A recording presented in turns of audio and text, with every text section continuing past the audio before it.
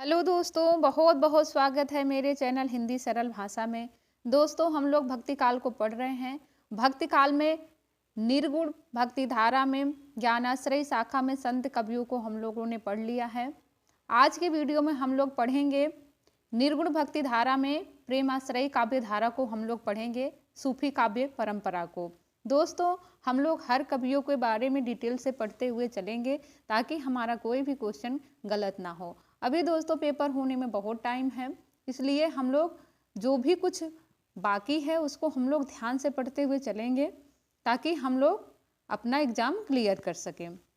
चलिए दोस्तों, हम लोग शुरुआत करते हैं निर्गुण प्रेमाश्रयी काव्य धारा सूफी काव्य परंपरा को। प्रमुख सूफी संप्रदाय और इसके संस्थापक। नंबर 1 है चिश्ती संप्रदाय। ख्वाजा इकशामी शमी चिश्ती। भारत में सूफी संप्रदाय के प्रचार का श्रेय चिश्ती संप्रदाय दीक्षित शेख मोइनुद्दीन चिश्ती को है। शेख मोइनुद्दीन चिश्ती के शिष्य हैं निजामुद्दीन औलिया। निजामुद्दीन औलिया के शिष्य हैं अमीर खुसरो। दूसरा संप्रदाय है सुहरावर्दी संप्रदाय। संस्थापक हैं शिहाबुद्दीन सुहरावर्दी। तीसरा है कादरी संप्रदाय। संस्थापक हैं अब्दुल कादिर जिलानी। चौथा है नक्शबंदिया संप्रदाय। संस्थापक हैं ख्वाजा बहाउद्दीन नक्शबंद। आगे हम लोग देखेंगे प्रमुख सूफी शब्दावली। कभी कभी क्वेश्चन पूछता है आयोग, सूफी शब्द को देकर उसका अर्थ पूछ लेता है, इसलिए हम लोग ध्यान से शब्दों को भी देखेंगे और उनके अर्थों को भी देखेंगे। शब्द और इधर अर्थ। शब्द है अबदियत, अर्थ है सेवा। शब्द है जुहद, अर्थ है पवित्रता। शब्द है फैज, अर्थ है दयालुता। शब्द है इनायत, अर्थ है कृपालुता। शब्द है वज्द, अर्थ है परमानंद। शब्द है उसल, अर्थ है एकाकार। शब्द है फना, अर्थ है मृत्यु। शब्द है मुर्शीद, अर्थ है गुरु। शब्द है मसनवी, अर्थ है दोहा एवं चौपाई की शैली विशेष। शब्द है इश्क हकीक, अलौकिक प्रेम। शब्द है इश्क मजाजी, लौकिक प्रेम। आगे हम लोग देखेंगे सूफी साधना के 4 सोपान। चारों सोपानों को हम लोग ध्यान से देखते हुए चलेंगे, उनके शब्दों को और अर्थों को। ये बहुत इम्पॉर्टेंट है, इसको हम लोग ध्यान से देखेंगे, उनके अर्थ को भी जानेंगे। नंबर 1 है शरीयत, अर्थ है आचरण। नंबर 2 है तरीकत, अर्थ है उपासना। नंबर 3 है हकीकत, सिद्ध अवस्था परमात्मा के वास्तविक स्वरूप से परिचित होना।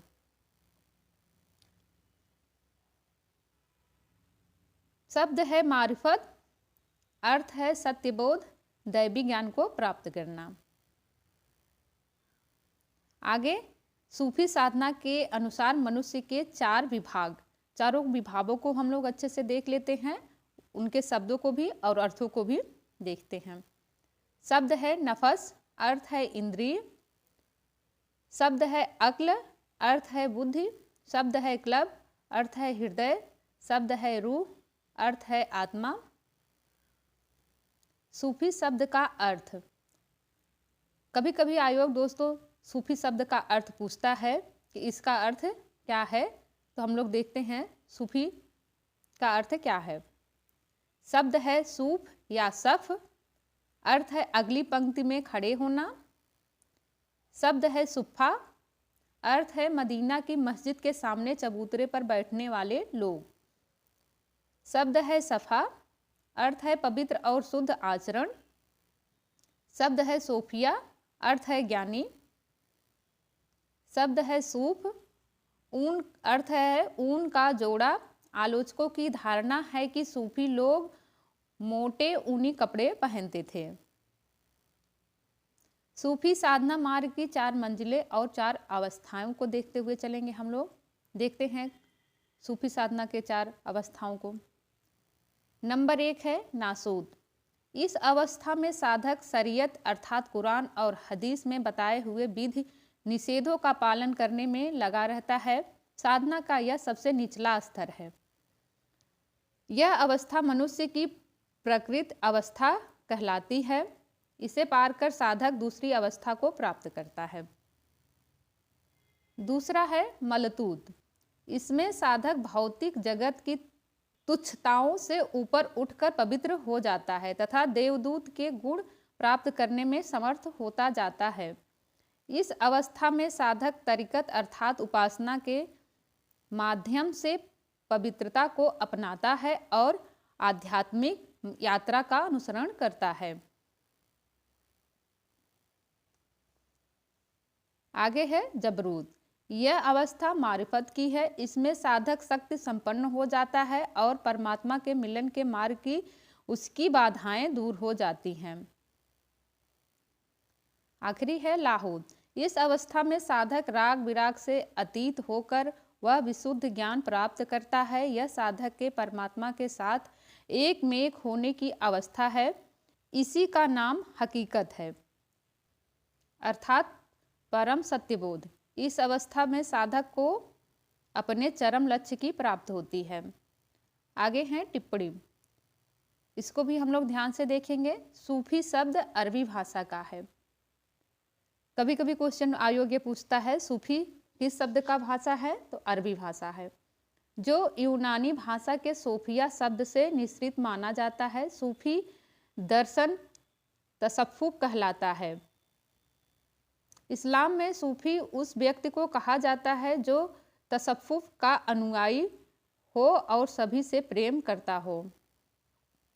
इस्लाम की दो प्रमुख शाखाएं थी। नंबर 1 शरा, नंबर 2 बेसरा। सूफी साधक मलमाती कहलाते हैं। सूफी मत का मूल विकास ईरान में इस्लाम की बेसरा शाखा से हुआ। सूफी संतों में उल्लेखनीय महिला साधिका राबिया कोष्टक में 8वीं शताब्दी बसरा की थी। सूफी लोग इस्लामी एकेश्वरवाद को मानते हुए भी अनलहक अर्थात मैं ब्रह्म हूँ की घोषणा की। सूफी दर्शन तसव्वुफ में मानव जीवन को सफर और साधक को सालिक या यात्री माना जाता है। मसनवी शैली यह दोहा एवं चौपाई की विशेष शैली है जिसका आरंभ कभी पहले अल्लाह, हजरत मोहम्मद, उनके चारों मित्रों, तत्कालीन बादशाह और समसामयिक गुरु एवं पीरों की वंदना से करता है। हिंदी के प्रथम सूफी काव्य के संबंध में विद्वानों के मत देखते हैं। कौन कौन से विद्वान के कौन कौन से मत हैं, आइए दोस्तों देखते हैं। आलोचक, कवि, काव्य, समय। कौन से आलोचक, कौन से काव्य का समय माना है, देखते हैं। आचार्य रामचंद्र शुक्ल, कवि हैं कुतुबन, काव्य है मृगावत, समय है 1503 ईस्वी। आचार्य हजारी प्रसाद द्विवेदी, कवि हैं ईश्वरदास, काव्य सत्यवती कथा 1501 ईस्वी। डॉक्टर राम कुमार वर्मा, मुल्ला दाऊद को चंदायन 1389 ईस्वी। डॉक्टर नगेंद्र, कवि असाइद, रचना हंसावली 1370 ईस्वी। हिंदी के प्रमुख सूफी कवि। हम लोग हिंदी के प्रमुख सूफी कवियों को देखते हुए चलते हैं कि कौन कौन से सूफी कवि हैं। नंबर 1 मुकुंद सिंह, नरपत व्यास, शेख निसार, नूर महमूद, कासिम शाह, शेख नबी, असाइद, मुल्ला दाऊद, दामोदर, कुतुबन, गणपति, मलिक मोहम्मद जायसी, मंझन, मुसल्लाब, नंददास, श्रावक, जटमाल, नारायण दास, आलम, उस्मान, पुहकर। राजस्थानी भाषा के प्रमुख प्रेमाख्यानक काव्य। नंबर 1 हंसावली, नंबर 2 लखन सेन पद्मावती कथा, नंबर 3 माधवानल कामकंदला, नंबर 4 प्रेम विलास प्रेमलता की कथा, नंबर 5 चिताई वार्ता। ब्रज भाषा के उल्लेखनीय प्रेमाख्यानक काव्य। नंबर 1 नंददास कृत रूपमंजरी, जान कवि के प्रेमाख्यानक। अवधी भाषा के प्रमुख प्रेमाख्यानक काव्य कौन कौन से अवधी भाषा में लिखे गए हैं? Number 1 Chandayan, number 2 Gyandeep, number 3 Yusuf Zulekha, number 4 Satyavati Katha, number 5 Hans Jawahir, number 6 Madhumalati, number 7 Mrigavat, number 8 Chitravali, number 9 Indravati, number 10 Padmavat, number 11 Rasratan, number 12 Anurag Bansuri. टिप्पणी को देखते हैं। नंबर 1 इतिहास पर आधारित 2 प्रेमाख्यानक काव्य हैं। नंबर 1 जायसी कृत पद्मावत, नंबर 2 नारायण दास कृत चिताई वार्ता। कभी कभी क्वेश्चन पूछता है कि प्रेमाख्यानक काव्य कौन कौन से हैं, तो 2 प्रमुख हैं, एक पद्मावत, एक चिताई वार्ता। किसी अज्ञात कवि ने दिल्ली के सुल्तान फिरोज शाह के पुत्र कुतुबुद्दीन और साहिबा की प्रेम कथा के आधार पर कुतुबुद शतक नामक प्रेमाख्यानक को रचा है। सारंगा सदा वृक्ष की प्रेम कथा गद्य में मिलती है। हिंदी प्रेमाख्यानक काव्यों की सामान्य विशेषताओं को हम लोग देखते हुए चलेंगे। नंबर 1 मुसलमान कवियों द्वारा काव्यों का प्रणयन एवं मसनवी शैली का प्रयोग। नंबर 2 नायिका प्रधान प्रेम गाथाओं का नामकरण। नंबर 3 लौकिक प्रेम के माध्यम से अलौकिक प्रेम की व्यंजना। नंबर 4 कथा रूढ़ियों का काव्यों में प्रयोग। नंबर 5 लोक पक्ष एवं हिंदू संस्कृति का चित्रण। नंबर 6 खंडन मंडन का अभाव। नंबर 7 काव्य रूप में एकता। दोस्तों आज का हमारा वीडियो यहीं पर हम लोग समाप्त करते हैं। हम लोग मिलते हैं नेक्स्ट वीडियो में। दोस्तों आप लोग मन लगा के पढ़ाई करते हुए चलिएगा। अभी पेपर होने में टाइम है, तो इसलिए हर कवियों के बारे में थोड़ा थोड़ा डिटेल हम लोग पढ़ लेंगे, तो हमारा कोई भी क्वेश्चन गलत नहीं होगा। मिलते हैं दोस्तों नेक्स्ट वीडियो में। जय हिंद, जय भारत।